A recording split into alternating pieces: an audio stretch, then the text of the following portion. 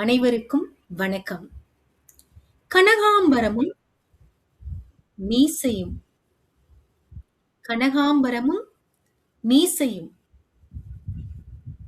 டேய், சிங்கப்பூர்ல பட்டிமன்றத்துல பேசியிருக்க, மேடையில பேசியிருக்க, சின்ன பசங்கள வச்சு திருக்குறள் சொல்லுவ, குறும்படம் எடுத்திருக்க, சினிமா விமர்சனம் செஞ்சிருக்க அப்படின்னு யாரோ சொல்லித்தான் எங்களுக்கு தெரியும். இப்போ கிளம்புறதுக்கு முன்னே சின்னதா ஏதாவது பேசுடா. சித்தி எதிர்பார்ப்புடன் கேட்டவுடன் அம்மாவும் அதை ஆமோதித்து, வாயை திறந்து பேசுடா, அப்பான்னு சொல்லக் கூட மாட்டியா என்று குரல் தழுதழுக்க சொன்னாள். அந்த கேள்விகள் சங்கரனின் காதுகளில் விழுந்தனவோ என்பதே சந்தேகம்தான். அவன் ஒரு இயந்திரத்தைப் போல இயங்கிக் கொண்டிருந்தான். அவன் கையில் இருந்த கிழிந்த லுங்கித் துணி கண்ணாடி பெட்டியின் விளிம்புகளை துடைத்துக் கொண்டிருந்தது. உண்மையில் அந்த துடைப்பால் கண்ணாடி சுத்தமாகவில்லை. மாறாக அவனது படபடப்பான விரல்களின் ரேகைகள் அங்கே படிந்து கொண்டிருந்தன. ஷங்கர் இதையெல்லாம் சட்டை செய்யாமல் நடித்துக் கொண்டிருந்தான். அட, அது என்ன அலாவுதீனின் அற்புத விளக்கா? இவன் துடைக்க பூதம் கிளம்ப என்று எண்ண வேண்டாம். அந்த கண்ணாடி பெட்டியின் அவனது தந்தையின் பூத உடல் இருந்தது.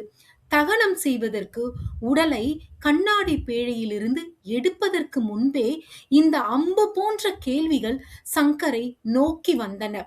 பட்டிமன்ற மேடைகளில் சொற்களை தாராளமாக பொழியும் ஷங்கர் இன்று மௌனத்தில் ஒரு கோட்டையை எழுப்பிக் கொண்டிருந்தான். மேடைகளில் மரணமும் வாழ்வும் பற்றி தத்துவங்கள் பேசியவனுக்கு தன் தந்தையின் உயிரற்ற உடலுக்கு முன்னால் பேசினால் தானும் உடைந்து பிறரும் உடைந்து விடுவார்களோ? ஒரு பேச்சாளனாக அவன் தோற்றுவிட்டதாக சித்தி நினைத்திருக்கலாம். ஆனால் ஒரு மகனாக அவனால் எதையும் சொல்ல முடியவில்லை. சிவராத்திரி வர தாங்காது. கிருத்திகை வீரியம் அதிகம். அமாவாசை யாராக இருந்தாலும் ஆட்டிவிடும் என்று ஊரில் ஒவ்வொரு முறையும் ஏதாவது சொல்ல கேட்டு மனதில் 1000 முறை தந்தையின் இறப்பைக் கண்டு ஒத்திகை செய்து விட்டான். கடந்த 6 மாதங்களாகவே சிங்கப்பூரில் இருக்கும்போது, வேலை முடிந்து வீடு திரும்பும் போதோ, நடைப்பயிற்சி செய்யும் போதோ, குளியல் அறையிலோ மறைவாக கண்ணீர் விட்டு பழகியவனுக்கு இன்று நிஜத்தில் தந்தை இறந்து விட்டார் என்பது ஏனோ அதிகமாக வலிக்காமல் தான் இருந்தது, அல்லது வலித்து பழகி மறத்து விட்டதோ என்று தோன்றியது.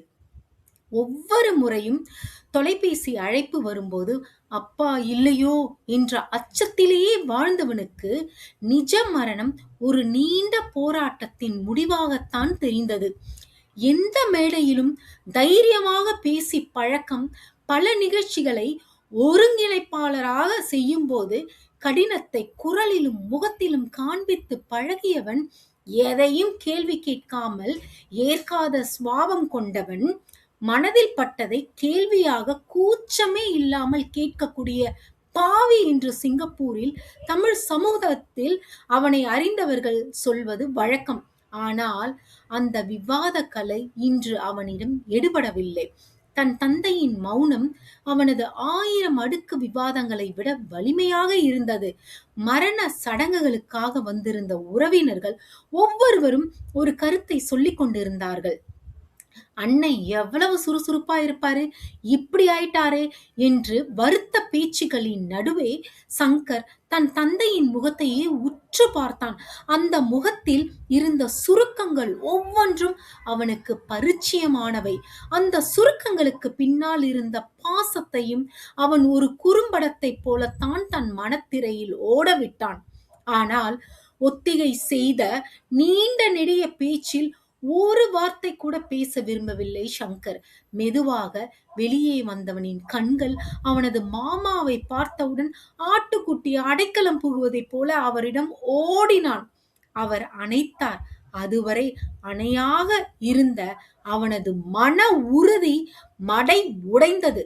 அவனது கேவல் அழுகை சத்தம் ஆரம்பித்தவுடன் கூட்டம் பார்ப்பதை தவிர்க்க அவனை இழுத்து கொண்டு வீட்டுக்கு பக்கத்து சந்துக்கு அழைத்து சென்றார் மாமா. அந்த சந்து அவனது பால்ய காலத்து கிரிக்கெட் சந்து. அவனது தந்தையின் சைக்கிள் மற்றும் டிவிஎஸ் வண்டி நிற்கும் இடம். இன்று அது அவனது அழுகைக்கான மறைவிடமாக மாறி இருந்தது. டேய், நேத்து காலையில இருந்து இப்ப வர எவ்வளவு தைரியமா இருந்த? எத்தனை பேரை சிரிக்க வச்சிருப்ப?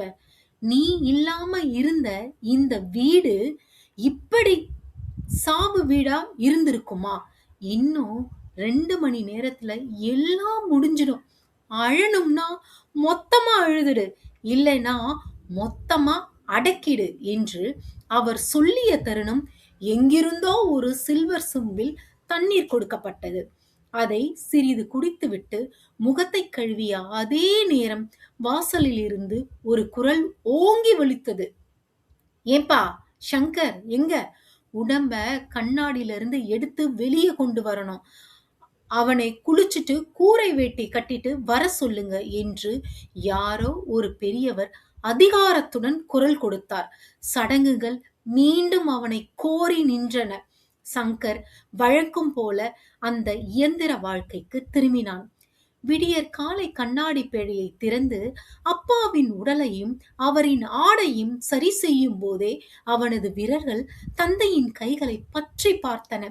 அவரின் சருமம் மிக இலகுவாகப்பட்டிருந்ததை கவனித்தான். லேசாக முகத்தை துடுக்கும் போதே தோல் உரிந்தது. அது காகிதத்தை விட மெல்லியதாக இருந்தது. அதை அம்மாவோ மற்றவர்களோ பார்த்து உடைந்துவிடக் கூடாது என்ற பதற்றத்தில் கண்ணாடி பேழையை உடனே மூடச் செய்தான். அந்த சமயம் அம்மாவிற்கு மிகவும் பிடித்த கனகாம்பர பூவை யாரோ வலுக்கட்டாயமாக அம்மாவின் தலையில் வைக்க முயன்றபோது அதை அம்மா கோபமாகவும் வலியோடும் வீசி எறிந்தாள். அந்த பூக்கள் தரையில் சிதறி தவிப்பதை கண்டபோது சங்கருக்குள் ஏதோ ஒன்று உடைந்தது. அந்த பூக்கள் அம்மாவின் மங்களத்தின் அடையாளமாக இருந்தவை. இன்று அவை அவளுக்கு சுமையாக தெரிந்தன. இதோ இப்போது சற்றென அவனுக்கு வந்த அழுகைக்கு அவனுக்கு தந்தையின் ஸ்பரிசம்தான் மருந்து என்பது போல இருந்தது. உடலை வீட்டிற்கு வெளியே கடத்தி சம்பிரதாயங்களை துவங்கினர். மந்திரங்கள் ஓதப்பட்டன. ஊதவத்தியின் வாசம் காற்றில் கலந்து ஒரு விதமான கனத்த சூழலை உருவாக்கியது. இவனது அண்ணனின் திருமணத்தின் போது பாத பூஜைக்கு குடும்பத்தில் மூத்தவர் வேறு ஒருவர் இருந்ததால் அப்பா அம்மாவிற்கு பாத பூஜை செய்யப்படவில்லை. அது ஒரு தீராத குறையாகவே சங்கரின் மனதில் இருந்தது. ஆனால் அண்ணன் அப்பாவின் அரசு பணி ஓய்வு விருந்தின் போது பாத பூஜையை அவருக்கு செய்தான். சங்கரின் திருமணத்தின் போதும் அவனும் குடும்பத்தில் மூத்தவருக்கே பாத பூஜை செய்யும் சூழல் இருந்தது. சிங்கப்பூரில் வீடு வாங்கி குடுத்தனம் செல்லும் போது தந்தையை அங்க அழைத்து பாத பூஜை செய்ய வேண்டும் என்று திட்டமிட்டிருந்தான். ஆனால் கோவிட் அச்சுறுத்தல் காரணமாகவும் தந்தையின் உடல்நிலை நலிவடைந்ததாலும் பெற்றோரால் பயணம் செய்ய முடியவில்லை. அந்த ஆசை ஒரு தழும்பை போல அவன் மனதில் தங்கிவிட்டது. அவன் வீட்டு கணபதி பூஜையை நேரலையில் பெற்றோரும் மாமனார் குடும்பமும் பார்க்க ஏற்பாடு செய்திருந்தான். ஆனால் இவனது தந்தை சில நிமிடங்கள் பார்த்துவிட்டு மீண்டும் தூங்க போய்விட்டார். அதை இவன் சிரித்து கடந்து விட்டான். இப்படி பாத பூஜை செய்வது தள்ளி வந்ததற்கு முடிவாக இன்று அவரின் இறுதி சடங்கில் உயிரற்ற அவர் பாதங்களுக்கு பாத பூஜை செய்யும் துரதிருஷ்டமான வாய்ப்பு கிடைத்தது. சங்கர் குனிந்து மெதுவாக தண்ணீரை அவரின் காலில் ஊற்றினான். மங்களமான மஞ்சள் நீரை தொட்டு பாதத்தை வருடும் போது அவனது நெஞ்சில் சொல்ல முடியாத வலி. அந்த மெல்லிய தோல் தன் விரல்கள் பட்ட உடனே வழிவதை உணர்ந்தவுடன் தந்தைக்கு வலிக்கிறதோ என்ற ஒரு அபத்தமான எண்ணம் அவனுக்குள் வந்து போனது. அவரின் காலை கழுவுவதை சட்டென நிறுத்தி சும்மா தண்ணீர் ஊற்றினான். ஏண்டா, உங்க அப்பா காலை கூட ஒழுங்கா கழுவ மாட்டியா? சிங்கப்பூர்ல இருந்து வந்தாலும் இப்படியா? ஒரு சடங்கு கூட செய்ய தெரியலையா என்று பக்கத்தில் இருந்த ஒரு உறவினர் சொன்னது அவனது காதுகளில் ஈயத்தை காய்ச்சி ஊற்றியது போல இருந்தது. அவர் அறியார், அந்த தோல் உரிவது சங்கரின் இதயத்தை எப்படி பிளக்கிறது என்று. அவன் மௌனமாகவே அந்த வசவுகளையும் ஏற்றுக்கொண்டான். அவனுக்கு தெரியும், தன் தந்தையின் கடைசி தொடுதலை அவன் எவ்வளவு மென்மையாக பாதுகாத்தான் என்று. சடங்குகளை விட தன் தந்தையின் உடலில் நிலை அவனுக்கு முக்கியமாக தெரிந்தது. மயானத்திற்கு செல்லும் வழியில் சில அடிகள் மட்டும் நடந்தால் போதும். பிறகு சவ ஊர்வலம் வண்டியில் இவன் ஏற்றிக்கொள்ளலாம் என்று முடிவு. அந்த சில அடிகளிலே சங்கரின் கால்கள் வெயில் சுட்டெரித்த போதும் அவனுக்கு வலித்தது. இன்னும் சில நிமிடங்களில் தந்தையின் முழு உடலையும் சுட்டெரிக்க போகிறோமோ, அது எப்படி அவருக்கு வலிக்கும் என்ற மனம் கண்டதையும் நினைத்து புலம்பியது. தகனம் செய்துவிட்டு வாசல் வரும் வரை இவனது கண்களில் கூச்சமில்லை.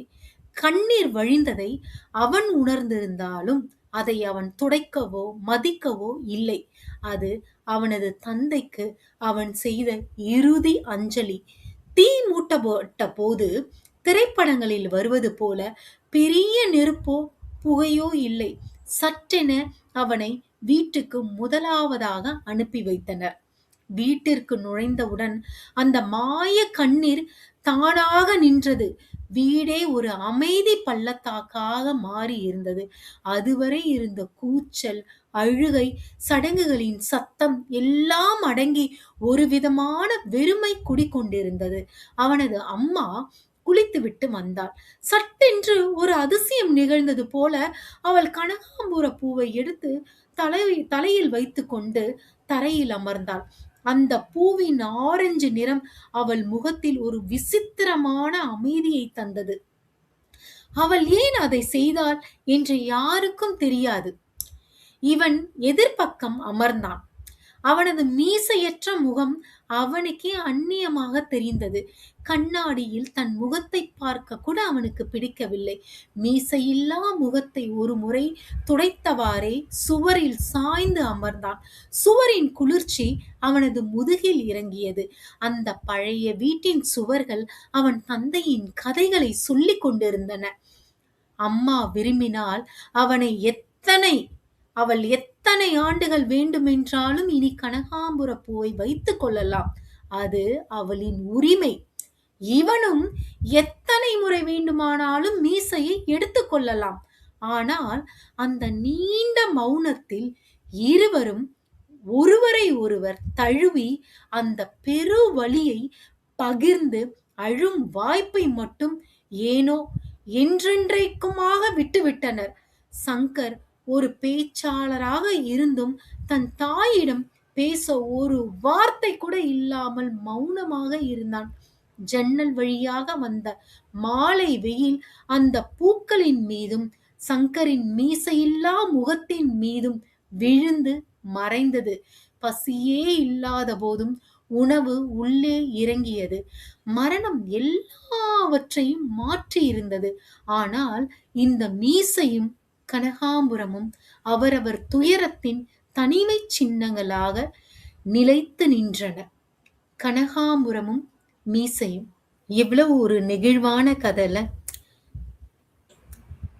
அப்பா இறந்து அவரு அந்த கண்ணாடி பெட்டிக்குள்ள இருக்கும் பொழுது அந்த மகனோட மனநிலை எப்படி இருந்தது. அந்த மகன் ஒரு பேச்சாளர், அவ்வளவு பேசக்கூடியவர், பேசுறதுதான் அவரோட வேலையேங்கிற மாதிரி. ஆனா அப்படி இருந்தவர் அப்பாவோட அந்த உடலை பார்க்கும் பொழுது, அந்த கண்ணாடி பேழையில் இருக்கும் பொழுது அவருடைய மனநிலைமை எப்படி இருந்தது, அவர்களுடைய குடும்ப சூழ்நிலை அவர்களுடைய எப்படி இருந்தது, அம்மா, உறவினர்கள் அவங்களோட மனநிலைமை எப்படி இருந்தது, இதை எல்லாத்தையும் அவர் பார்த்துக்கிட்டே தான் மனசுக்குள்ளேயே வச்சுக்கிட்டு அந்த சூழ்நிலையை எப்படி கடந்தாரு அப்படிங்கிறது ஒவ்வொரு வரியும் ஒவ்வொரு வார்த்தைகளும் பேசின உயிருள்ள வார்த்தைகளா தெரிஞ்சது. இந்த கதைய எப்படி ஆரம்பிக்கிறாங்க பாருங்களேன். ஏய் கிளம்புறதுக்கு முன்னாடி சின்னதா ஏதாவது பேசுடா அப்படின்னு அந்த கேக்குறாங்க. அவங்க சித்தி அவங்கள கேக்குறாங்க. அப்படி ஆரம்பிக்குது அந்த கதை. கிளம்புறதுக்கு முன்னாடி ஏதாவது பேசுறா அப்படின்னும்போது நான் கூட என்ன நினைச்சேன்னா, அவர் ஏதோ வெளியூருக்கு ஏதாவது கிளம்புறாரா? இல்ல வெளிய எங்கேயாவது போறாரா? போயிட்டு போறதுக்கு முன்னாடி போயிட்டு வரேன் அப்படின்னு சொல்றதுக்காக ஏதாவது சொல்றாரோ? அப்படிதானே தோணுச்சு. எனக்கு அந்த மாதிரி தோணுச்சு. உங்களுக்கு எப்படி தோணுச்சு? நன்றி ஆனா லதா. ஒரு ஒரு நல்ல ஒரு நெஞ்சை தொடுகிற ஒரு ஆழமான ஒரு கதை. இந்த கதையில வந்து நிறைய செய்திகளை நான் பார்க்கிறேன். முதல்ல நம்ம ஊர்ல ஒரு செலவடை உண்டு. டில்லிக்கு ராஜானாலும் அம்மாக்கு பிள்ளைன்னு சொல்லுவாங்க. நல்ல நல்ல ஒரு முதிர்ச்சி உள்ள ஒருத்தங்க எப்பயுமே மூளை சொல்றதை கேட்டு செயல்படுறவங்களா இருப்பாங்க. ஆனாலும் ஒரு சில வாழ்க்கையில் ஒரு சில தருணங்கள் அந்த அந்த இதயம் சொல்றதை கேட்கிற மாதிரியான ஒரு சூழ்நிலை அவங்களுக்கும் ஏற்படும். இந்த மாதிரி வந்து நம்மளுடைய அன்புக்குரியவர்களின் இழப்பு அப்படிங்கிறது வந்து அந்த அந்த சமயத்துல வந்து நம்ம மூளை சொல்றதை வந்து நம்ம கேட்காது. நம்ம இதயம் சொல்றதை தான் நம்ம கேட்டு நடக்கிற மாதிரி இருக்கும். ஒரு மாதிரி ஒரு ஓவர்வெல்மிங்கா இருக்கும். எப்படி நம்ம ரியாக்ட் பண்றதுனே தெரியாது. அந்த மாதிரியான ஒரு சூழ்நிலையில தான் இந்த கதையில் சொல்லப்படுற சங்கருக்கும் இருந்திருக்கு.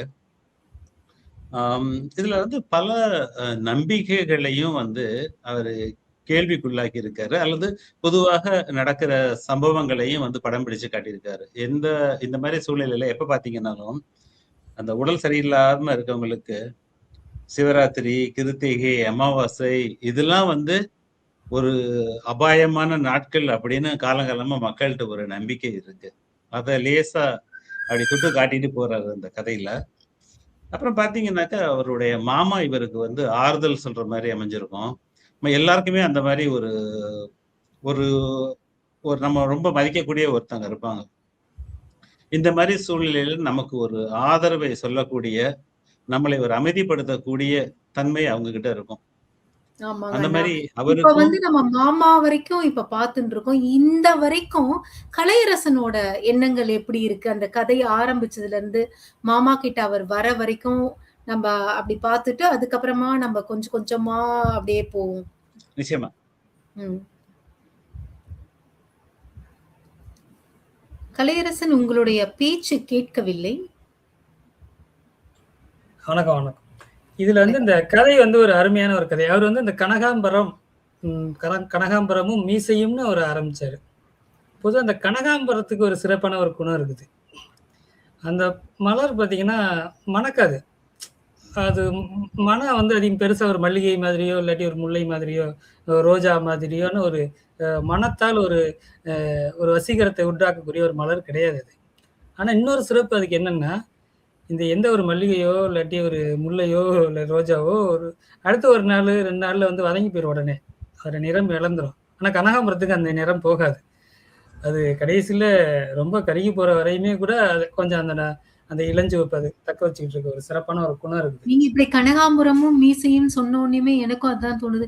கனகாம்பரமும், மீசையும் தலைப்பு இருக்கே அப்படின்னு நம்ம தலைப்ப படிச்சுட்டு ஆரம்பிக்கும்போதே, ஓ! ஒரு பெண்ணும், ஆணும் பத்தி எதையோ சொல்லப் போறாங்களோ அப்படின்னு கூட ஒரு ஆமா, ஆமா.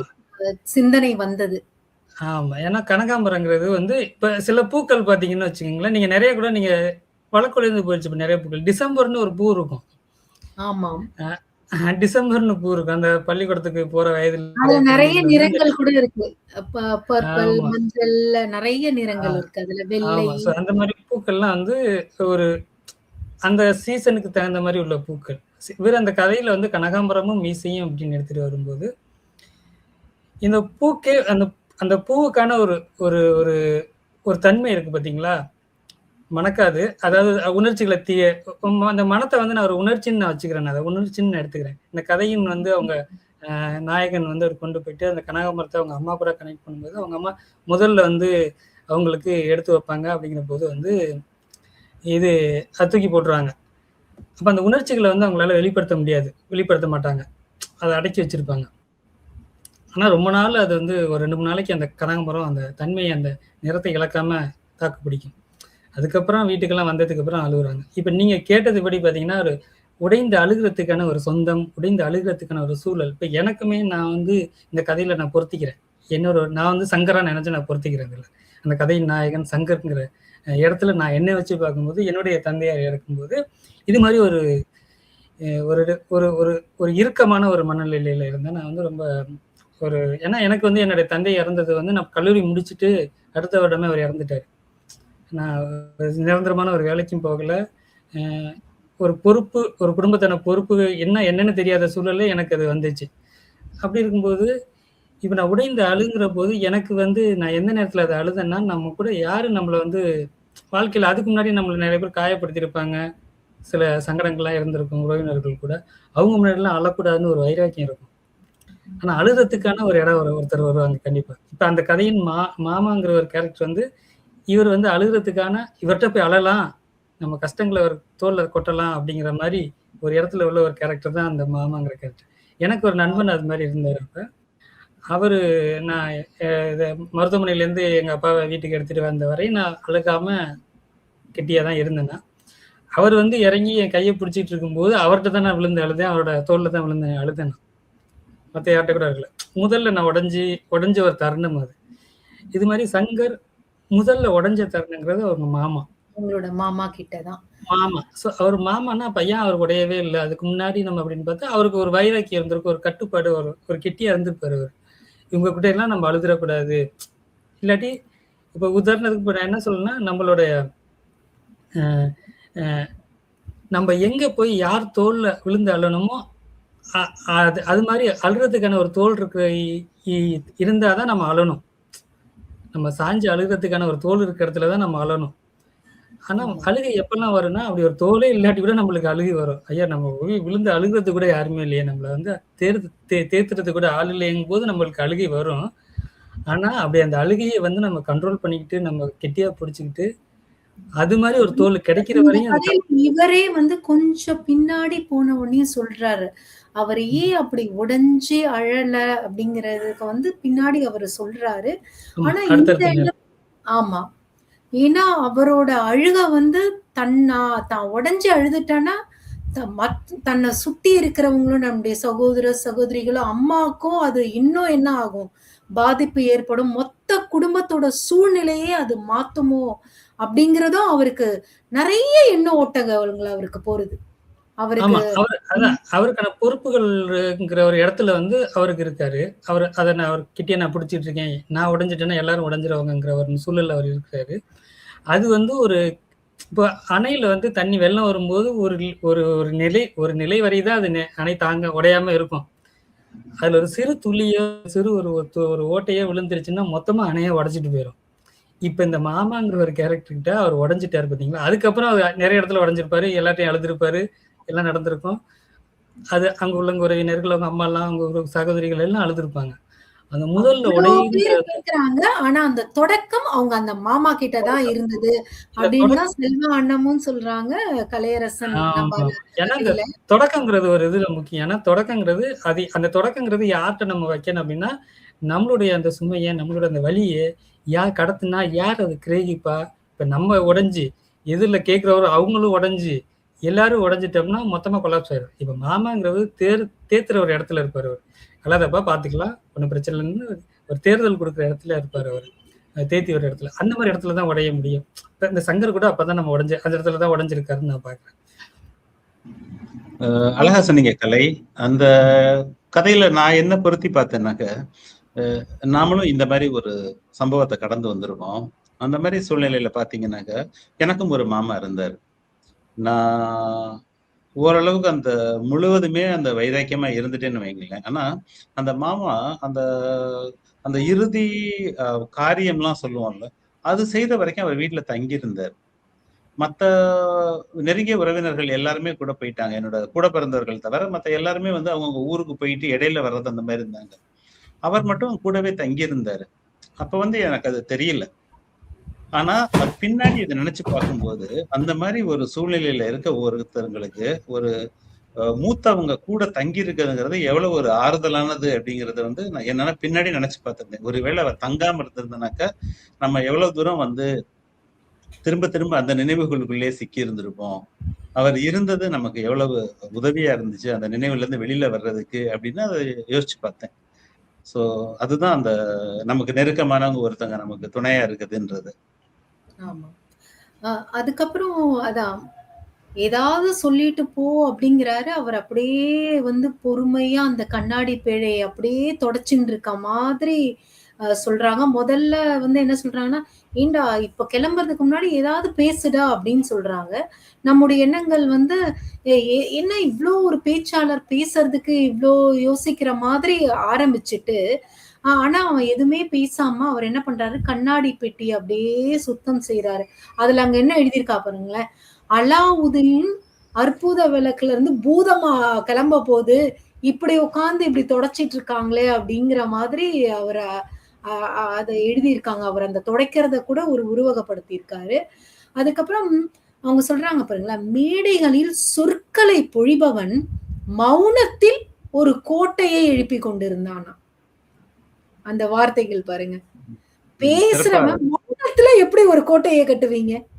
அத சிறப்பா கையாண்டுருக்காங்க அத. அதே மாரி பார்த்தீங்கன்னாக்க, எல்லா நிகழ்ச்சியிலயும் பார்த்தீங்கன்னாக்க, எப்படினாச்சும் குறை கண்டுபிடிக்கிறவங்க இருந்துகிட்டே இருப்பாங்க. ஆரம்பத்துல அ பேசல, அழுகல அப்படின்ற மாரி இருக்காங்க. அப்புறம் பாத பூஜை செய்யும்போது அத ஒழுங்கா செய்யல அப்படின்னு பல முறையும் குறையை கண்டுபிடிக்கிறவங்க இருந்துட்டே இருப்பாங்க. இத நம்ம வந்து எல்லாருமே நம்ம எல்லா நிகழ்வுகள்லயும் பார்த்திருப்போம். ஒரு மங்கள நிகழ்வா இருக்கட்டும், அல்லது அமங்கல நிகழ்வா இருக்கட்டும், பார்த்தீங்கன்னாக்கா, அந்த சூழ்நிலையிலயும் வந்து எப்படி அவங்களால குறை கண்டுபிடிக்க முடியும்னு என்னால தெரியல. அந்த மாரி ஆமா. கண்டுபிடிக்கிறவங்க இருப்பாங்க. ஆமா. பட் நான் அவங்க லதா அவங்க சொன்னதுலேருந்து வரேன். அந்த ஒரு அலாவுதீன் அந்த விளக்க தேய்க்கிற மாரி. அதுல இன்னொரு நுணுக்கமா ஒரு இது குறிப்பிட்டிருந்தாரு. ஒரு கதையில வந்து ஒரு டீட்டெயிலிங்ன்னு ஒண்ணு தேவை இருக்கு. அந்த டீட்டெயிலிங்னா, அந்த கதை எங்க நடக்குது? எந்தெந்த விதத்துல நடக்குதுங்கிறது வந்து பர்சனலா வந்து நம்ம இப்ப வாசிக்கிறவங்களுக்கு கனெக்ட் பண்ணிறாங்க. இப்ப அவரு சொன்ன ஒரு டீட்டெயிலிங் பார்த்தீங்கன்னா, நீங்க அந்த இது விளக்க துடைக்கிற மாரி இல்ல. அவரோட கைரேகை வந்து அதுல படிஞ்சுச்சு அப்படின்னு ஒரு வார்த்தை வரும் அதுல. ஆமா. அந்த நம்ம கண்ணாடி பெட்டிகள்லாம் பார்த்தீங்கன்னா, நம்ம வச்சோம்னா நம்மளோட ரேகைகள் வந்து அதுல பதியும். இது வந்து ஒரு டீட்டெயிலிங். ஏன்னா இப்ப டீட்டெயிலிங்னா, அப்ப பர்சனலா வந்து அது மாரி அந்த பெட்டியில யாராவது ஃப்ரிட்ஜ்ல யாராவது கை வச்சுட்டாங்கன்னா, அந்த கண்ணாடி ஃப்ரிட்ஜ் உள்ளதுல மேல வந்து வச்சோம்னா கூட பதியும். அது ஒரு டீட்டெயிலிங்கா நான் பார்க்குறேன். இன்னொன்னு, இப்ப அண்ணா செல்வா அண்ணா சொன்ன மாரி, ஒரு நிகழ்வுன்னா அதுல சில குறைகள்லாம் சொல்லிக்கிட்டே இருப்பாங்க அப்படின்னு. இப்ப நான் அத வேற விதமா நான் அத புரிஞ்சுக்கிறேன்.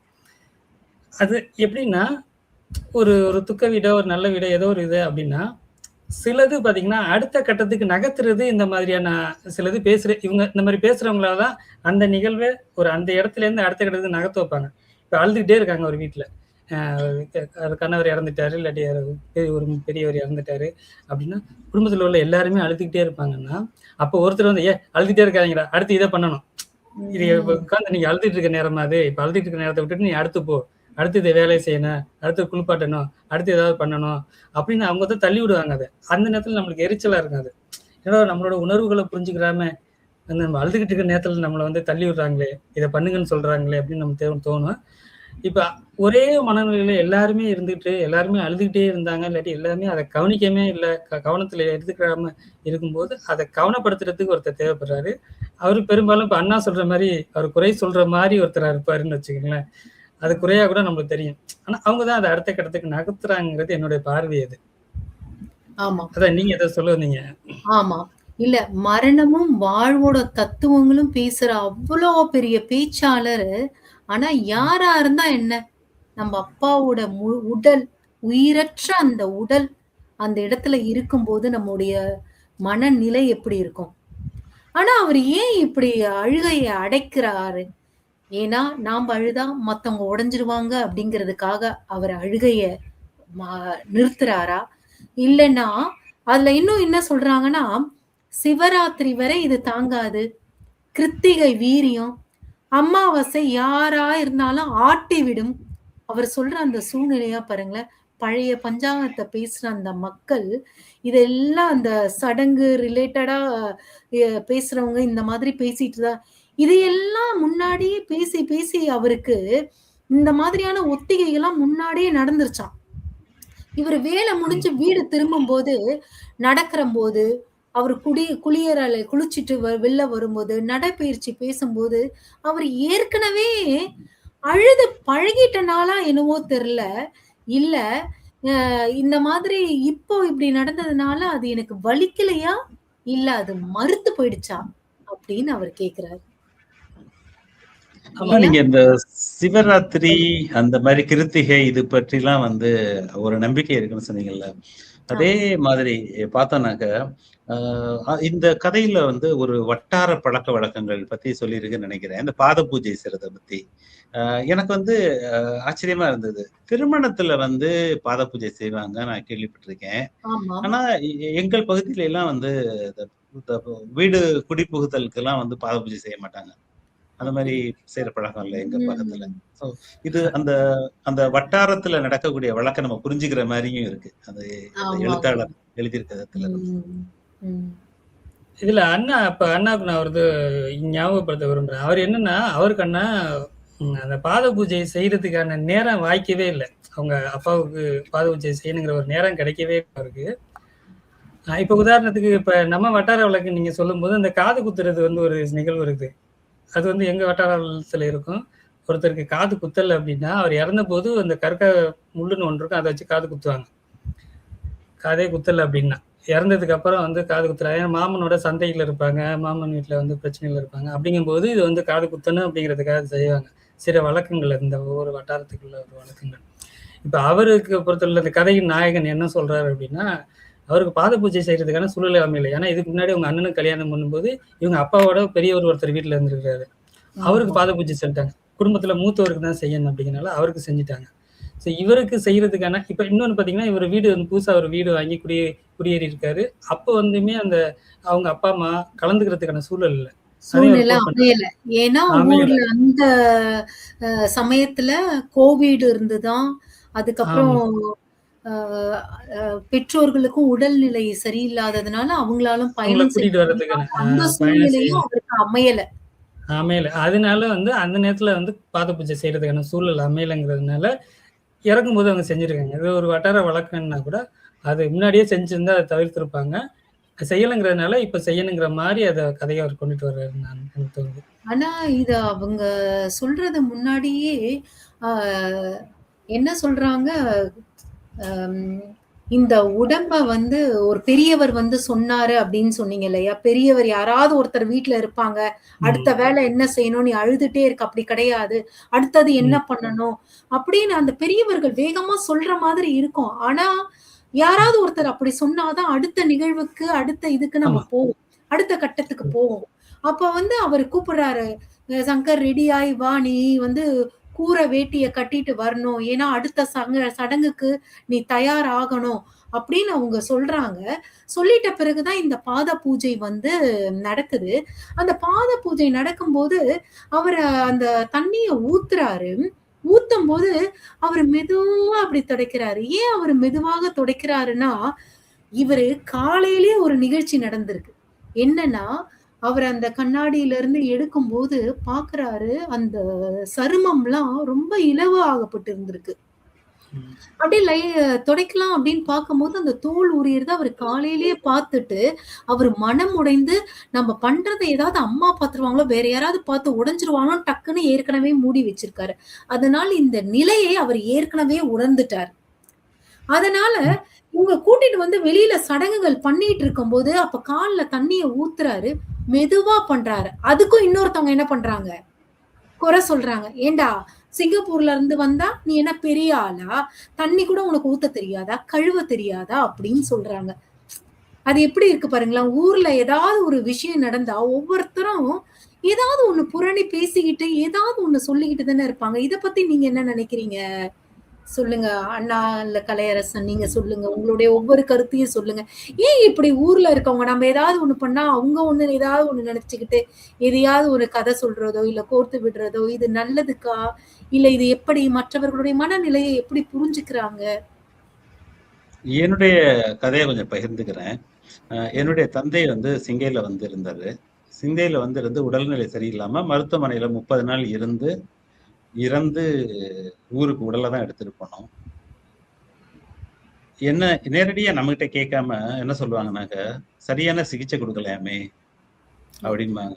ஒரு சிலர் சொல்லுவாங்க, அவங்க இறந்து ஆமா. 1 மாசம் ஆச்சு. அடுத்து 2 நாள்ல ஊருக்கு போனோம். ம். அது சொல்லுவாங்க, "அவரு இறந்து 15 நாளைக்கு மேல ஆச்சாமே! எங்களுக்கெல்லாம் செய்தி வந்துருச்சு. ஏன் இவ்வளவு நாள் கழிச்சு கொண்டு வந்தீங்க?" அப்படின்னு. என்னுடைய என்னுடைய அப்பாவோட சொந்த தம்பி, அவர் என்னட்ட வந்து எல்லாம் முடிஞ்சதுக்கு அப்புறம் கேட்கிறாரு, "உண்மையில ம். எப்பதான்டா அண்ணன் இறந்தாரு?" அப்படின்னாரு. அதுக்கு நான் என்ன பதில் சொல்றதுன்னே தெரியல. அந்த மாரி அத எதற்காக வந்து தாமதப்படுத்தணும்னு ஒரு நிமிஷம் யோசிச்சு பார்த்தாங்கன்னா, அதனால எனக்கு என்ன பலன் இருக்கு? அப்படின்னு யோசிச்சு பார்த்திருந்தாங்கன்னா, அந்த கேள்வி கேட்க மாட்டாங்க. அந்த மாதிரி சில சமயம் சில கேள்வி அவருடைய அ இந்த கதையில் சங்கர் வந்து அந்த தோல் கழண்டு வருதுங்கிறதுக்காக மெதுவா செய்யும்போது, அது வந்து ஒரு மகனாக அது காதுல கேட்க முடியாத ஒரு வேதனைய தரக்கூடிய ஒரு சூழல் அவங்களுக்கு. அ துரதிர்ஷ்டவசமா நம்ம அந்த மாதிரியான ஒரு சமூகத்துல தான் வளர்றோம், வாழ்றோம். இதுதான் நம்ம வந்து கடந்து போக வேண்டியது இருக்கு. அதே மாரி பார்த்தீங்கன்னாக்கா, நம்ம சமூகத்துல சில கொடுமையான பழக்கங்கள் இருக்கு. அது மாரி வந்து கணவர் இறந்ததுக்கு அப்புறம் வந்து, அந்த பெண்களுக்கு செய்யக்கூடிய சடங்குகள்லாம் பார்த்தீங்கன்னாக்கா, ரொம்ப மோசமா இருக்கும். ஆ என்னுடைய தந்தையோட கதைய எடுத்துட்டோம்னாக்கா, மெதுவா எல்லாரையுமே சொல்லியாச்சு. எந்த சடங்கும் செய்ய மாட்டான் அப்படின்னு சொல்லிட்டு, அந்த தேதியில வந்து எங்க அம்மா தாலிய கழட்டி வச்சுருவாங்க. அது மட்டும் தான் செய்ற எவ்வளவு ஒரே வேதனை கூடிய விஷயம். இன்னமும் அத எதுக்கு பண்றாங்க? ஏன் பண்றாங்க? அப்படின்னு நம்ப சொல்ல முடியாத ஒரு இதுல இருக்கோம். அந்த சடங்குகள்ல செய்யறது வந்து கொஞ்சம் ரொம்ப வருத்தத்தக்க விஷயமா தான் இருக்கு. நிச்சயமா வருந்தத்தக்க, மாற்றப்பட வேண்டிய சடங்குகள் இதெல்லாம். அதுக்கு நம்மை போன்றவர்கள் தான் மெயினா இத நம்ம கேள்வி சொல்றது கேட்கணும். என்னன்னா, பெண்கள் வந்து பொட்டும், பூவும் வந்து தாம் பிறந்ததுல இருந்து தான் அத அ க வச்சுட்டு கடத்தின்னு வந்துன்னு இருக்காங்க. அதை வந்து எப்படி அத நடுவுல வந்து அத எடுக்கணுமோ, அத வேணாம் அப்படிங்கிற அவர்களுக்கே தன்னோட கணவன் இல்லை அப்படிங்கும்போதே நமக்கே நாமளே ஒரு வேதனையில இருக்கும் பொழுது, இத வந்து கொண்டு வந்து சுமத்துறது. அவங்க பாருங்களேன், அந்த கனகாம்பர பூவ எடுத்து வைக்க அந்த நேரத்துல அவங்களுக்கு எப்படி இருக்கும்? அவங்களுக்கு பிடித்த அந்த பூவு. அவங்க கணவர் வாங்கி குடுத்து அவங்களுக்கு பிடிச்சது கூட இருந்திருக்கலாம். ஆனா, அந்த சமயத்துல அவங்களுக்கு பிடிக்காம, பிடித்ததை கூட அந்த சமயத்துல என்ன பண்றாங்க? தூக்கி அவங்களே வீசி எறியுறாங்க. உங்களுக்கு தான் அந்த முழுமையான சடங்குகள் நீங்க பார்த்திருக்கீங்களா இல்லையான்னு தெரியல. கணவனை ம். இழந்த பெண்ணுக்கு அந்த அந்த 7வது நாள் அந்த மாரி செய்யும்போது என்ன செய்வாங்கன்னாக்க, கை முழுக்க கண்ணாடி வளையல் போட்டு விடுவாங்க. ஆமாங்க. போட்டுட்டு 2 கையையும் மோதி உடைச்சு, அதுக்கப்புறம் வளையலே போடக்கூடாது அப்படிம்பாங்க. இந்த மாரி கொடூரமான பழக்கங்கள மாற்றுதெல்லாம் நம்ம இருந்து தான் தொடங்கணும். குறைந்த ஆமா. அளவுக்கு நம்ம அந்த பழக்கங்கள் வந்து தேவையில்லாதது, அ மனதை புண்படுத்துவது அப்படின்னு நம்ம அளவுக்கு தெரிஞ்சிருக்கு. இந்த மாற்றம் இதையெல்லாம் மாற்றுவதற்கு சமூகத்துல ரொம்ப காலம் ஆகும். ஆனா ஆமா. குறைந்த அளவு அது நம்ம இதுலருந்து தொடங்கணும்னு நான் விரும்புறேன். கண்டிப்பா. இப்ப அதான் இப்ப அண்ணா அவரு குறிப்பிட்டது மாதிரி அந்த ஒரு நிகழ்வுன்னா அதுல குறைகள்லாம் சொல்லுவாங்க அப்படின்ற மாரி அவரு சொன்னாரு. குறைகள் இருக்கும். குறைகள் கண்டிப்பா சொல்லுவாங்க. ஏன்னா, இந்த சடங்குகள்ங்கிறது இதுல என்ன பிரச்சனை அப்படின்னா, சடங்குகள் அத வந்து கடைபிடிக்கிறதோ, இல்லாட்டி அத கடைபிடிக்க வேண்டியது இல்லையேங்கிறது முக்கியத்துவத்துக்கு அதுக்கு போறதுக்கு முன்னாடி, இந்த சடங்குகளுக்கான ஒரு குறிப்பிட்ட ஒரு வரையறையே இல்ல எங்கேயுமே. ஒவ்வொரு ம். விழாவுல நீங்க ஒரு ஒரு ஒரு ஏலேருந்து இசட் வரையும் ஒருத்தங்க பண்ணியிருப்பாங்க. அதே அடுத்ததுல பார்த்தீங்கன்னா, மறுபடியும் அது இசட்லேருந்து ஏக்கு வர்றது. இதுதான் கரெக்ட்டும்பாங்க. இது யாருக்குமே ஒரு ஒரு ஒரு வரையறுத்த இதுக்கப்புறம் இது போகணும்னு யாருக்குமே தெரியாது. அந்த நேரத்துல யாரு ஒரு ஒரு ஒரு பேசுறது சூழல்ல, ஒரு எல்லாரையும் கட்டுப்படுத்துற சூழல்ல இருக்க ஒருத்தர் வந்து அத வந்து இதான் கரெக்ட் அப்டிம்பாரு. இது ஒண்ணு இல்ல. இது இல்லாம அந்த இதுக்கு இப்ப வீட்ல நடக்கிற சடங்குகள் இது. இன்னொன்னு இதுக்கப்புறம் போனதுக்கு அப்புறம் அந்த இடுகாட்டுல இல்லாட்டி சுடுகாட்டுல ஒரு சடங்குகள் நடக்கும். அது யாருக்குமே ஏன்னா அன்னைக்கு வந்து அந்த நேரத்துல யாருமே தெளிவா இருக்க மாட்டாங்க. கிராமங்கள்ல எல்லாம் நான் சொல்றேன். ஒவ்வொருத்தவங்களுக்கு ஒரு ரூல் சொல்லுவாங்க. இதுதான் ஃபர்ஸ்ட்டு, இது 2வது, இது 3வது அப்படின்னு போனா, அங்கே ஒரு 4 பேர் என்ன சொல்றாங்க, இது முதல்ல பண்ணக்கூடாது. இது 2வது பண்ணு. இது 3வது பண்ணு சொல்லி அப்பயே குழப்பி விட்டுருவாங்க. இதுல இந்த துக்க வீட்ல அதாவது இந்த யாரு நிகழ்வு அந்த இது இது நடந்துச்சோ, அவங்களோட மனநிலை ரொம்ப காயப்படுத்துற மாரி காயம்பட்டுரும் ரொம்ப. கூட வந்திருக்க உறவினர்களோ, பார்வையாளர்களோ அவங்க வந்து அந்த நிகழ்வுல ஒரு பார்வையாளர்கள் மட்டும்தான். அன்னைக்கு நடக்கிறத சொல்லிட்டு போயிருவாங்க. அது அவங்கள காயப்படுத்துங்கிறத யாரும் அங்க புரிஞ்சுக்கிற மாட்டாங்க. அத அவங்க எப்படி எடுத்துப்பாங்க?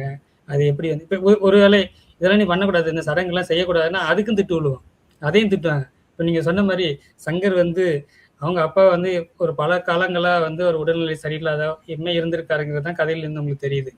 நீண்ட நாட்களா ஒரு மருத்துவ உதவியில இருந்திருக்காரு அப்படின்னு தெரியுது. அப்ப அவருக்கு வந்து உடல்நிலை, அந்த உடலோட அமைப்பு, அந்த உடல் தோல் எல்லாமே எப்படி இருக்குன்னு அவருக்கு தெரியும். அவர் தெரிஞ்சு அதை கொஞ்சம் பொறுமையா கொஞ்சம் அதை எதுவும் பண்ணிடக்கூடாதுன்ற மாதிரி தான் அவர் அதை கையாளுறாரு. ஆனா மற்றவங்களுக்கு அது தெரியாது.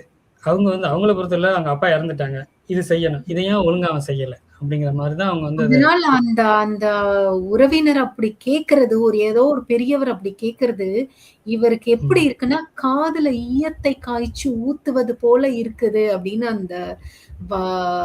அந்த வருத்தத்தை அவர் அந்த எழுத்துக்களால அவர் அங்க பதிவிடுறாரு. ஏன்னா கால் சூடு இருக்கும்போது இந்த சின்ன சூடு நமக்கு இப்படி இருக்கு, தந்தையின் உடல் வந்து முழுசா எரியூட்டும் போது அவருக்கு எப்படி இருக்கும் அப்படிங்கிற அளவுக்கு தந்தைய பத்தி புரிஞ்சுக்கிட்ட ஒரு மகன் இந்த மாதிரி ஒரு பழி அடுத்தவங்க சொல்றாங்கும் போது அது நிச்சயமா வந்து வலியை தரக்கூடியதா தான் இருக்கும். அதுதான் அதை வெளிப்படுத்தியிருக்காங்க. ஆமா, ஏன்னா இப்ப ஒரு ஒருத்தவங்க இறந்துட்டாங்க அப்படிங்கிற போது பாத்தீங்கன்னா அதாவது உறவினர்களை பொறுத்தவரை அது ஒரு பிணம், அதுக்கு உயிர் இருக்காது, உடல் இருக்காது, உணர்வுகள் எதுவுமே இருக்காது அந்த மாதிரி. ஆனா அந்த குடும்பத்துல உள்ளவங்களுக்கு, அந்த வீட்டுல உள்ளவங்களுக்கு, அவங்களுக்கு எல்லாம் ஒரு இன்னும் ஒரு உயிர் இருக்கும், இப்ப ஏதாவது பட்டா அவருக்கு வலிக்கும் அப்படிங்கிற ஒரு மனநிலையில தான் இருப்பாங்க. அதுல இருந்து வெளில வர்றதுக்கான காலங்கள், அது ரியாலிட்டியை புரிஞ்சுக்கிறதுக்கான சூழலும் அப்ப அமையாது. அப்போ வந்து இப்ப எங்க தந்தைக்கு அது மாதிரி நடந்துச்சு. எங்க தந்தைக்கு என்னாச்சுன்னா, அவர் வந்து அந்த இதுல அந்த கை ரெண்டையும் கட்டிட்டு இப்படி வச்சுட்டு உள்ள வச்சிருவாங்க, அந்த ஐஸ் பெட்டியில வச்சுட்டு. அதுல இருந்து எடுத்து நம்ம இந்த பாடைன்னு சொல்லுவாங்க பாத்தீங்களா, அதுல வைக்கும்போது பாத்தீங்கன்னா அது உள்ள போகல, அந்த கை எங்க இடிக்குது. அந்த மேல அந்த கட்டையெல்லாம் வச்சு கட்டி இருக்கும்போது அந்த டிசைன்லாம் பண்ணி வச்சிருந்தாங்க. அந்த இதுக்கு போகும்போது இடிக்குது. அப்ப என்ன பண்றாரு அப்படின்னா, ஒருத்தர் வந்து இந்த விரலை வந்து ஒடிக்கிறாரு. விரல ஒடிக்கிறாரு. அது வைக்க முடியல. இருக்கும். ஆனா நம்ம பிள்ளைகள் நமக்கு அதை பார்க்கும்போது என்ன இருந்தாலும் அது நம்முடைய அப்பாவோட உடல், நம்முடைய உயிர் அப்படின்னு தான் இருந்தாலும் அதுக்கு அந்த உடலை வந்து கடைசியில சேர்க்கிற வரைக்கும் ஒரு மரியாதையோட கொண்டு போய் சேர்க்கணும். ஆமா, அது வைக்கிறதுக்கு அது இடம் போகலன்றதுக்காக அவர் அது மாதிரி பண்ணாரு. இப்ப எங்க அண்ணன் ஒருத்தர் இருந்தாருங்க கூட இருந்துட்டு, அவர் வந்து பயங்கரமா இது எதிர்த்துட்டாரு. பண்ணாதீங்க, அப்பெல்லாம் பண்ணாதீங்க, அப்படி பண்ணாதீங்க, உடைக்கலாம் கூடாது, நீங்க அப்படியே எப்படி இருக்கோ அப்படியே வைக்கிறதுக்கான முயற்சி பண்ணி எடுத்துட்டு போங்க அப்படின்னாரு. ஸோ அந்த சூழல்ல, அந்த நெருக்கடியில வந்து நம்மளால எதுவுமே ரியாக்ட் பண்ண முடியாது. நம்மளோட பேச்சு அங்க கேட்கவே கேட்காது. முதல்ல நம்மளுக்கு தேவை வந்து நீ இந்த கொல்லி சட்டின்னு ஒன்று சொல்லுவாங்க, அதை தூக்கி தனியா வச்சுட்டு நிக்க வச்சுருவாங்க. இந்த மாதிரி எதாவது நம்மளை அந்த இடத்த விட்டு தள்ளி நிக்க வச்சுருவாங்க. இதுதான் நடக்கும். இது இந்த மாதிரி காயங்கள் எல்லாமே நடக்கும். அடுத்து இந்த சடங்குகள் பத்தி இடத்துல நமக்கு ஒரு சத்து இருக்குமா? இவங்களை என்னத்த பேசி என்ன புரிய வைக்கிறது? நம்ம மனநிலையே வந்து நம்ம எப்படி இருப்போம் அந்த இடத்துல? நாமளே உயிரற்ற நிலையான ஒரு நிலையில தான் நாமளே இருப்போம் அந்த இடத்துல. நம்ம அப்பாக்கு இருப்போம். அப்ப போய் நம்மளாலே எதுவுமே எதிர்த்து பேச முடியாது. அது மாதிரி இப்ப அது சடங்குகள் பத்தி அண்ணா சொன்னார். சடங்குகள் பத்தி அப்படின்னா, சில சடங்குகள் வந்து நம்மளால வந்து ஏத்துக்கிற முடியாத ஒரு சடங்குகள் இருக்குது. அது வந்து சமகாலத்துக்கு அது பொருந்தாத சடங்குகளாக இருக்குது. அது ஒரு காலத்துல அது இருந்திருக்கும், அது உங்களுக்கு தேவையா இருந்திருக்கும், அப்ப வந்து அது நம்ம ஏத்துக்கலாம். சமகாலத்துல அது பொருந்தாது, எந்த விதத்துலயும் பொருந்தாது. சொல்ற மாதிரி அந்த தாலி எடுக்கிறதுக்கான ஒரு சூழலோ, இல்லாட்டி அந்த வளையல் உடைக்கிறதுக்கான ஒரு சடங்கு, இது மாதிரி சில சடங்குகள், அந்த பூ, இது உங்களோட அந்த சடங்குகள் அவங்களோட ஒட்டுமொத்தமா அந்த ஒரு அமைப்பு எப்படி இருக்கு அப்படின்னா, அவங்க கணவன் மனைவி ஒரு 60-70 வருடங்கள் ஒன்னா வாழ்ந்திருப்பாங்க, இல்லாட்டி ஒரு 50 வருடங்களுக்கு மேல வாழ்ந்திருக்காங்க அப்படின்னா கூட, அந்த 50 வருட வாழ்க்கைய அந்த ஒரு அரை மணி நேரம் இல்லை 1 மணி நேரத்துக்குள்ளார மொத்தமா வாழ்ந்து முடிச்சிடணும், மொத்தமா பண்ணிடணுங்கிறது ஒரு அவசரம் இருக்க மாதிரி நான் அதுல பாக்குறேன். எப்படின்னா, அன்னைக்கே பூ வைக்கணும். இப்ப கணவரை உயிரோட அவர் இருந்த காலத்துல வந்து திருமணமான புதுல அவர் வந்து பூ வாங்கி கொடுத்துருப்பாரு, வச்சிருப்பாங்க, வளையல் வாங்கி கொடுத்துருப்பாரு, வச்சிருப்பாங்க, இதெல்லாம் இருக்கும். இப்ப இறந்ததுக்கு அப்புறம் அவங்க என்ன பண்றாங்க அப்படின்னா, அந்த 1 மணி நேரத்துல எல்லாத்தையும் பண்ணணும். பூ வாங்கி கொடுக்கணும், அன்னைக்கு அதே பூ எடுத்து வைக்கணும், அப்புறம் வளையல் என்ன சொல்ற மாதிரி 7 நாளைக்குள்ள அப்புறமா வளையல் உடைக்கணும், இதெல்லாம் இன்னைக்கே பண்ணியே ஆகணும் அப்படிங்கிற ஒரு கட்டாயத்தை, ஒரு நெருக்குதல வந்து அந்த சடங்குகள் வந்து அந்த பாதிக்கப்பட்டவங்களுக்காக உருவாக்குது. ரொம்ப வேதனைக்குரிய விஷயம். அண்ணா என்ன புரியுது. கேட்டிருந்தாங்க, செல்வா அண்ணா, "நீங்க பார்த்திருப்பீங்களா தெரியல லதா" அப்படின்னு கேட்டாங்க அந்த சடங்குகள். இப்ப போன மாதம் தான் என்னுடைய மாமனார் தவறிட்டாங்க. என்னுடைய மாமனாருக்கு வயது எவ்வளோன்னா 90 வயது. அவரு வயது ஆனதுனால தான் அவரு இறந்தாரு. ஆனா அவருடைய மனம் வந்து இன்னும் இறக்கவே இல்லாம ரொம்ப அவரு உறுதியான இது கொண்டவரு. என்னுடைய மாமியார் நான் அம்மான்னு தான் கூப்பிடுவேன். அவங்களுக்கு 80 வயது. ஆனா, அப்ப கூட இந்த மக்கள் என்ன தெரியுமா பண்ணாங்க? சடங்கு பண்ணாங்க. ஆனா, அவங்களே ரொம்ப தெளிவா இருந்தாங்க. அம்மாவே எங்ககிட்ட சொன்னாங்க. "எனக்கு இதுலலாம் விருப்பம் இல்ல. நான் இதெல்லாம் பண்ணிக்க மாட்டேன்னாங்க." நாங்க சொன்னோம், "அம்மா நீங்க இதெல்லாம் பண்ணிக்க வேண்டாம். நீங்க வந்து நாங்க பார்த்துக்கிறோம்." அப்படின்னு சொல்லியிருந்தோம். ஆனா, அங்க போன உடனே இந்த பெரியவர்கள் பண்ண இதுனால நாங்க வாய் அடைச்சு போய் தான் நின்னோம். எங்களால பண்ணாதீங்கன்னு சொல்லக்கூடிய முடியாத நிலைமையில தான் இருந்தோம். அவ்வளவு 80 வயது ஆனவர்கள் எல்லாம் கடந்து வாழ்ந்து நல்ல அனுபவம் பெற்றவர்கள். அவர்களுக்கு கூட அந்த சடங்க என்ன பண்ணாங்க? திணிக்கப்பட்டது. அப்படின்னு நினைக்கும்போது, பார்க்கும்போது எங்களுக்கெல்லாம் வருத்தமா இருந்தது. சில பேர் இன்னும் எப்படிதான் இந்த மாதிரி இன்னும் இந்த மனநிலையில இருக்காங்களோ தெரியல. இதெல்லாம் மீண்டு வரணும்னா, அண்ணா சொன்ன மாதிரி நம்முடைய இதுல இருந்து இப்பவே இந்த எண்ணங்கள் தோன்ற ஆரம்பிச்சுருச்சு இல்லையா? இத நம்ப பார்த்து நம்மால முடிஞ்ச வரைக்கும் அத வந்து நம்ப தவிர்க்கிறத நம்ப சொல்லணும், சொல்லிக்கிட்டே இருக்கணும். முடிந்த அளவுக்கு நம்மளால பண்றத பண்ணணும். அதுதான் எனக்கு இங்க புரிஞ்சுது. இப்ப அடுத்தது என்னன்னா, உமானா சங்கர் வந்து போயிட்டாங்க. போயிட்டு அ அங்க அந்த காரியம் இதெல்லாம் முடிச்சுட்டு அவர் திருப்பி வீட்டுக்குள்ள வராங்க. வீட்டுக்கு வரும்போது அந்த வீடோட சூழ்நிலை எப்படி இருக்குன்னு பார்த்தீங்களா? அவ்ளோ நேரமும் கூச்சலும், அழுகையும் ஒரே இதுவா இருந்தது. அவ்ளோ போர்க்களமா இருந்த வீடு, அப்படியே எதுவுமே இல்லாம அமைதியா இருந்தது. அப்ப பார்க்கும்போது, அவங்க அம்மா அப்பதான் குளிச்சுட்டு வெளில வராங்க. அப்போ அந்த கனகாம்பர பூவ அவங்க எடுத்து தலையில வச்சுக்கிட்டு, அமைதியா அப்படியே உட்கார்றாங்க. அந்த முகத்துல வந்து ஒரு விசித்திரமான அமைதி அவங்களுக்கு தெரிஞ்சுதாம். இந்த சங்கர் என்ன பண்றாரு? எதிரே அவங்களுக்கு எதிர்க்க அமர்ந்துட்டு பார்த்தீங்கன்னா, அவரோட முகத்துல மீசை இல்லை அப்போ. மீசையற்ற அந்த முகம். இந்த நேரத்துல உங்களுக்கு என்ன சொல்ல தோணுதுங்க அண்ணா? செல்வா அண்ணா? இதுதான். இது நம்ம அந்த இடுகாட்டுக்கோ அல்லது சுடுகாட்டுக்கோ போயிட்டு வரும்போது பார்த்தீங்கன்னாக்க, அந்த வீடு முன்னாடி இருந்த சூழ்நிலைக்கு அப்படியே மாறி இருக்கும். ஆ பல பேர் வந்து நம்ம இங்கேருந்து கிளம்புற வரைக்கும் காத்திருப்பாங்க. அதுக்கப்புறம் கிளம்பிருவாங்க. அந்த இடுகாட்டுக்கு போற வரைக்கும் வீட்ல காத்திருக்க சொந்தக்காரங்க, நண்பர்கள் இந்த மாரி எல்லாம் உடனே கிளம்பிருவாங்க. இன்னும் கொஞ்சம் பேர் போயிட்டு, அந்த இடுகாட்டுக்கு போயிட்டு வரும்போதும், அவங்கவங்க வீட்டுக்கு போயிருவாங்க. இப்ப நம்ம வீட்டுக்கு வரும்போது பார்த்தீங்கன்னாக்க, ரொம்ப நெருங்கிய உறவினர்கள் இவங்க மட்டும் தான் இருப்பாங்க. நம்ம வீட்டுக்கு வர்றதுக்குள்ளார பார்த்தீங்கன்னா, வீடுலாம் கழுவி சுத்தம் பண்ணி, வீட்ல இருந்தவங்கலாம் குளிச்சுட்டு இருப்பாங்க. நம்ம வந்து குளிச்சுட்டு இருக்க மாரி இருக்கும். இப்பதான் வந்து நமக்கு இதுவரைக்கும் நடந்து வர உண்மை வந்து உரைக்கும். இதுவரைக்கும் வந்து நம்ம கீ கொடுத்த பொம்மை மாரி இயங்கிக்கிட்டே இருப்போம். இந்த மாரி சம்பவம் நடந்துருச்சு. அடுத்து என்ன செய்யணும்? முடிக்கணும்ன்ற வரைக்கும் இருக்கும். இது முடிச்சுட்டு வந்ததுக்கு அப்புறம் தான் வந்து அந்த ரியாலிட்டி வந்து நமக்குள்ள வந்து உள்ள இறங்கும். ஆஹா! இனிமே நம்மளோட அன்புக்குரியவர் இல்ல இனிமே. இதுதான் நம்மளுடைய வாழ்க்கை. அத வந்து அழகா அம்மாவும், மகனும் எதிர்த்து எதிர்த்தாப்புல உட்கார்ந்திருந்தாங்க. அவங்க தலையில கனகாம்பரம், அவர் முகத்துல மீசை இல்ல. இந்த வெளியில இருந்த வெயில் அவர் முகத்துல அடிச்சது அப்படின்னு அத நம்ம ஒரு கற்பனை பண்ணி பார்க்கிற மாரி வந்து அத இடத்துல கொண்டு வந்திருப்பார். அது நல்லா இருந்தது. ஆமா. கலையரசன், ஆமா, நீங்க இந்த ஆமா. இடத்துல எப்படி பார்க்குறீங்க? ஆமா. அதேதான் இப்ப அண்ணா செல்வா அண்ணா அந்த சொல்ற அந்த காட்சிகள்லாம் வந்து இப்ப நான் அத பொருத்தி பார்க்குறேன். அதான் நடக்கும். ஏன்னா, வீட்லேருந்து போற எல்லாருமே வீடு வரும்போது வெறுமையா இருக்கும். வெறுமைன்னா எப்படியான வெறுமைன்னா, எல்லாமே வீடெல்லாம் கழுவி, அதுவரையும் இந்த பூக்கள்லாம் கிடக்கும். எல்லாமே டோட்டலா எல்லாமே அந்த இது இதை உடலை எடுத்துட்டு வெளில போன உடனே இதெல்லாம் கிளீன் பண்ண ஆரம்பிச்சுருவாங்க. எல்லாத்தையும் பந்தல் போட்டிருந்தா பந்தல் பிரிச்சுருவாங்க. அவர் பயன்படுத்தின இந்த பாய் ஏதாவது இருந்துச்சுன்னா எல்லாத்தையும் தூக்கி கொண்டு போய் போடுறவங்களும் போட்டுருவாங்க அதெல்லாம். முடிஞ்சு டோட்டலாங்க அப்படி ஒரு தடயமே இருக்கிற மாரி இருக்காது.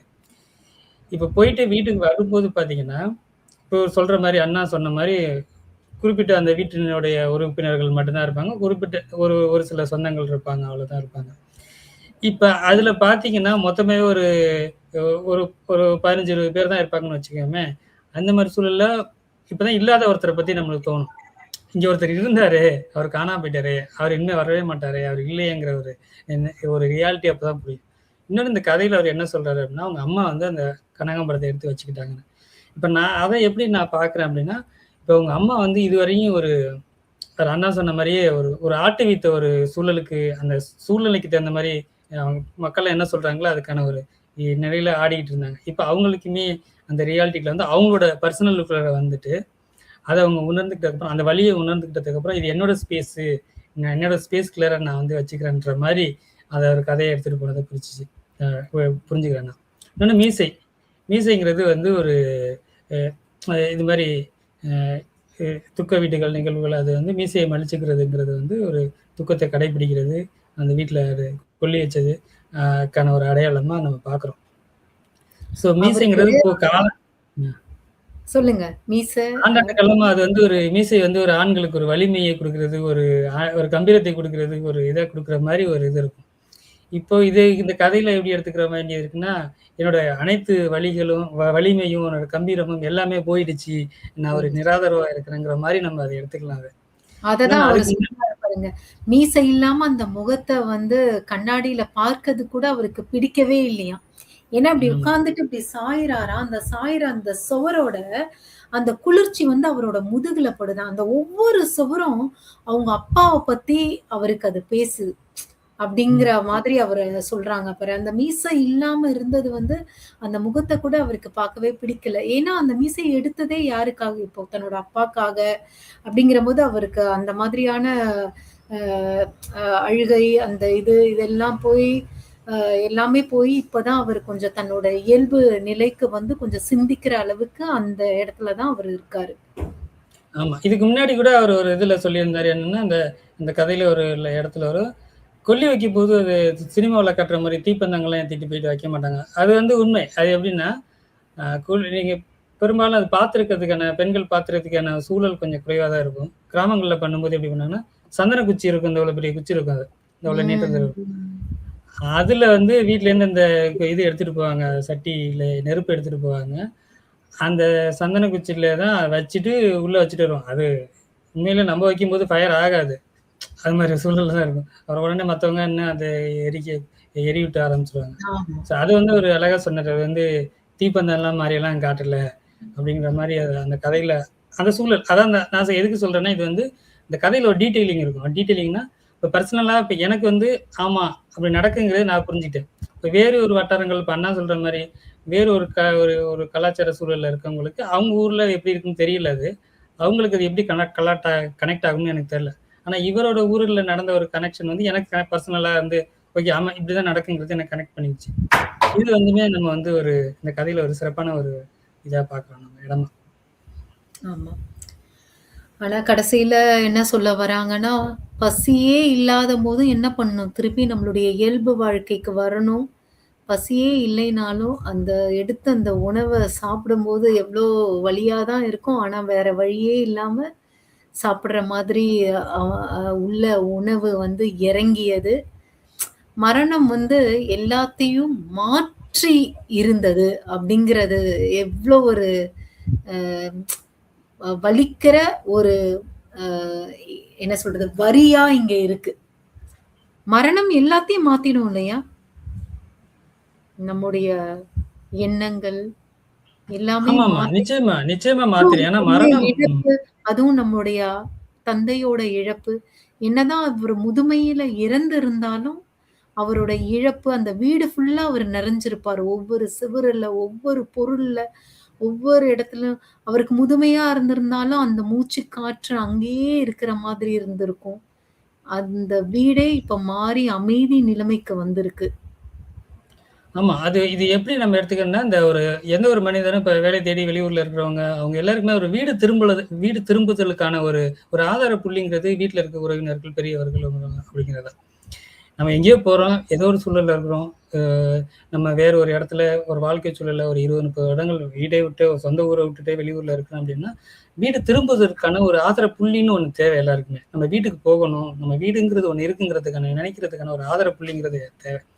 இப்ப இது மாதிரி பெரியவர்கள் வீட்டுல தந்தையோ இல்லாட்டி தாயோ இது மாதிரியான இழப்புகள் முடிந்ததுக்கு அப்புறம் இனிமே இழப்புகள்லாம் நடந்ததுக்கு அப்புறம் இனிமே நம்ம வீட்டு சொந்த ஊருக்கு திரும்புறதுக்கான அந்த ஆதர புள்ளியை அழிச்ச மாதிரி ஆயிடுறது. நம்ம இனிமே ஏன் போகணும், நம்ம அங்க போகணுங்கிறதுக்கான அவசியமே இல்லையே அப்படிங்கிற மாதிரியான ஒரு சூழல் வாழ்க்கைக்கு வந்துடுறது, ஒரு தனி மனித வாழ்க்கைக்கு.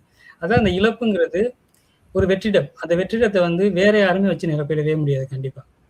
வேறு யார், ஏன்னா நம்மளே அந்த நம்மளுக்கு வயதாகி நம்மளே அந்த வெற்றிடத்தை நாம போய் நிரப்பினதான். வேற யாருக்காவது நம்ம வந்து அந்த வெற்றிடத்தை நிரப்புற ஒரு இடத்துக்கு போனதான் உண்டு இல்லையா. நமக்கு ஏற்பட்ட வெற்றிடங்கிறது மாறவே மாறாது, அதை யாரும் அழிக்கவும் முடியாது. அதுதான் அந்த கதையில ஒரு சிறப்பு எப்படின்னா, வீடு திரும்புதலுக்கான ஒரு ஆதார புள்ளியை வந்து இந்த ஒவ்வொருத்தருடைய வீட்டுல பெரியவர்களோட மரணம் வந்து அழிச்சுக்கிட்டே இருக்குது. அந்த ஆதார புள்ளியை வந்து அழிச்சுக்கிட்டே இருக்குன்றதான் மரணம் வந்து ஈடு கொடுக்க முடியாத இழப்பு. அண்ணா செல்வா அண்ணா, நீங்க அந்த வரிகளை எப்படி சொல்ல வரீங்க? மரணம் எல்லாவற்றையும் மாற்றி இருந்தது அப்படின்னு அவரு சொல்றாரு இல்லையா? இந்த வயதுதான் வந்து இறப்பதற்கு சரியான வயதுன்னு எப்பயுமே சொல்ல முடியாது. முக்கியமா நம்மளோட அப்பா 80 வயசா இருந்தாலும் சரி, 90 வயசா இருந்தாலும் சரி, இன்னும் அவங்க இருந்தாங்கன்னா நமக்கு இன்னும் நல்லா இருக்கும். எவ்வளவு காலம் அவங்க வாழ்ந்திருந்தாலும் அவங்க நம்ம விட்டு பிரியும் போது நிச்சயமா ஒரு வெற்றிடம் உண்டாகும். நம்ம எல்லாரும் வந்து அதை கடந்து போக வேண்டியதா இருக்கு. அந்த வெற்றிடம் வந்து அந்த அந்த அவங்கள மறைஞ்சதுல இருந்து உடனடியா அந்த வெற்றிடம் பெரிய வெற்றிடமா தெரியும். அப்புறம் காலப்போக்குல வந்து அந்த காலம்தான் அந்த காயத்தை ஆற்றணும். அந்த வகையில பார்த்தோம்னாக்க நம்ம ஓரளவு வந்து நம்மளுடைய வயதுக்கு அப்புறம் வந்து இறந்திருக்காங்க அப்படின்னாக்க ஓரளவு நாமெல்லாம் கொடுத்து வச்சாங்க அப்படின்னு நினைச்சுக்கலாம். ஏன்னா ஒரு சில நிறைய பேர் எனக்கு தெரிஞ்சவங்க வந்து இளம் வயதுல தந்தை இழந்தவங்க எல்லாம் இருந்திருக்காங்க. அவங்களோட ஒப்பிட்டு பார்த்தோம்னாக்க நாம் பரவாயில்ல, ஓரளவு காலம் நம்ம தந்தை நம்ம கூட இருந்தாங்க அப்படின்னு ஒரு ஆறுதல் பட்டுக்கலாம். கடைசியா இறுதியா என்ன சொல்றாங்கன்னா, ஆனால் இந்த மீசையும் கனகாம்பரமும் அவரவர் துயரத்தின் தனிமை சின்னங்களாக நிலைத்து நின்றன.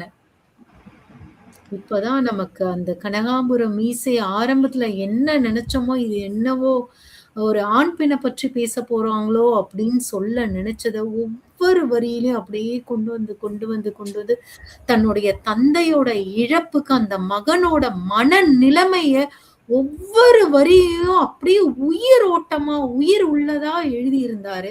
கடைசியில அந்த கனகாம்பரமும் மீசைக்கான அர்த்தத்தை அவர் சொல்றாரு. அது வந்து துயரத்தோட தனிமை சின்னங்களாக அப்படியே நிலைத்து நின்றன அப்படின்னு சொல்றாரு. இப்படி கொண்டு வந்து முடிக்கிற நம்மளுடைய இந்த கதை எழுத்தாளர் ஆசிரியர் என்ன சொல்றது, அந்த கதாநாயகன் வந்து அவ்வளோ பெரிய பேச்சாளரா இருந்தாலும் இந்த சூழ்நிலைக்கு தள்ளப்படும் போது ஒரு இழப்பு மரணம் அப்படிங்கும் போது யாரா இருந்தாலும் ஒண்ணுமே பண்ண முடியாது. எல்லாருக்குமே அந்த துயரத்தோட உச்ச கட்டம், அதுவும் தன்னோட பெற்றோர்கள், வளர்த்தவர்கள், உறவுகள் ரொம்ப சொந்தம் அப்படின்னும் போது இந்த மரணம் அப்படிங்கிறது நம்மள நிலைக்குலையதான் செய்கிறது.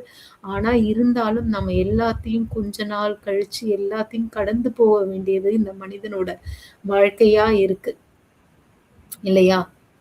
ஆமா, காயங்கள் இந்த இழப்புகள் ஏதோ ஒரு கட்டத்துல சரி செய்யப்படும். அது வந்து அது நிரப்பப்படும், அந்த வெற்றிடம் வந்து நிரப்பப்படும். ஆனா அதை ஏற்படுத்தின தாக்கம் வந்து சில காலம் இருக்கும். இப்போ செல்வா அண்ணா சொன்னது மாதிரியே ஒரு குறிப்பிட்ட காலம் வரையுமே அந்த தாக்கம் இருக்கும். அந்த இழப்புகளுக்கான வலி இருக்கும். அந்த வலி நிஜம். அந்த வலி வந்து ஏதோ ஒரு பிற்காலத்துல வந்து அது நிரப்பப்படும், அந்த வலி இல்லாம போகும், மாற்றங்களுக்கு உட்படும் அப்படின்னு நம்ம எடுத்துக்கிட்டா கூட அந்த வலியும் அந்த ஏற்படுத்திய காயம் வந்து நிரந்தரம், அது நிலையா தான் இருக்கும் நம்ம மனதுக்குள்ளார. நம்ம அதை மறந்துட்டு வேணா நம்ம மாறிட்டு கொஞ்சம் சூழலுக்கு தகுந்த மாதிரி மாறி போயிடலாம் இல்லையா, அது இருக்கும். இந்த ஒரு அற்புதமான ஒரு கதையில கதாநாயகன் அந்த சங்கர் வந்து நம்ம இதுல இருந்து கதாநாயகன் வந்து அவர் சங்கர்னு நம்ம நினைச்சுக்கிறதா இல்லாட்டி அவங்க அப்பாவை நினைச்சுக்கிறதான்னு தெரியல. ஏன்னா அவரை சுத்திட்டு அந்த கதையை மையமா வச்சு சொல்லுது. கதாநாயகன் அது ஒரு பார்வையாளர் இல்லாட்டி அவர் வந்து அதுல பங்கேற்பாளராக இருக்கிறாரு. அதனால அவரை சுத்தி அவங்க அப்பாவை சுத்தி தான் அந்த கதை போகுதுங்கிறதுனால கதாநாயகனா வந்து அவங்க அப்பா தான் நம்ம எடுத்துக்கிறோம். மொத்தத்துல அந்த கனகாமரங்கிறதுக்கு பர்சனலா எல்லாருக்குமே அவருக்கு கனகாமரம், இப்ப நம்மளுக்கு அவங்கவுங்க சூழலுக்கு வேற ஒரு ஞாபக பொருள் இருக்கும், வேற ஒரு மலரா இருக்கும், இல்லாட்டி வேற ஒரு நினைவுகளா இருக்கும். நினைவு சின்னங்கள் வந்து மாறுபடுமே ஒழிய, நினைவுகள் வந்து எப்பவுமே வந்து நிலையானது தான். எல்லாருக்குமே ஒண்ணுதான். வழிகள் எல்லாருக்கும் ஒண்ணுதான் அப்படிங்கிறதா இந்த கதையில நம்ம தெரிஞ்சுக்கிறது. அண்ணா செல்வா அண்ணா ஒரு கன்க்ளூஷன் சொல்லிட்டாங்கன்னா சிறப்பா ஆமா. இருக்கும். ஏன்னா ஆமாங்க. ஒரு பெரிய கதையா இருக்குது இது. ஆமாங்க அண்ணா. சொல்லுங்க அண்ணா. உங்களோட மொத்த முடிவு நீங்க என்ன இந்த கதையை ஆராய்ந்து நம்ம பார்த்ததுல?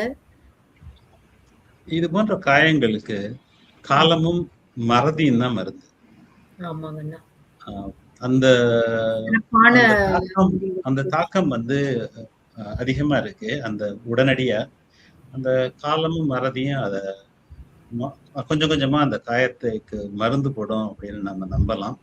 அதே போல அந்த கதாநாயகன் சங்கருக்கு இந்த காலம் ஒரு மருந்தாக அமையும் என்று நம்புவோம். சிறப்பு அண்ணா. இப்போ இந்த கதையை நாம் கனகாம்பரமும் மீசையும் கலந்து ஆலோசித்ததுல இருந்து எனக்கு ரொம்ப மகிழ்ச்சி. செல்வா அண்ணா, கலையரசன் இவங்க கூட நம்ம இந்த ரொம்ப அடி முதல் பாதம் வரை நம்ம எல்லாத்தையும் பார்த்துட்டோம். ஒவ்வொருத்தரோட மனநிலைமையில ரொம்ப நெகிழ்வான கதை. சங்கரோட கதாபாத்திரம் எல்லாம் ரொம்ப நல்லா இருந்தது, சிறப்பா இருந்தது. இந்த கதையில இருந்து செல்வா அண்ணாவும் கலையரசனும் சொன்ன மாதிரியே நம்முடைய காலங்கள் வந்து போக போக தான் அதை மறக்க செய்யும். இதுவும் நம்ம கடந்து போகணும் அப்படின்னு சொல்லி நம்ம நிறைவு பெற்றுக்கலாம். ரொம்ப அற்புதமான கதை. இந்த கதையை கலந்து ஆலோசிக்க நமக்கு வாய்ப்பு கொடுத்த அனைவருக்கும் மிக்க நன்றி. உங்கள் அனைவருக்கும் மிக்க நன்றி. நன்றி. கதையை வாசித்து அதை வழிநடத்திய உங்களுக்கும் மிக்க நன்றி. நன்றி. நன்றி. சிறப்பு. நன்றி.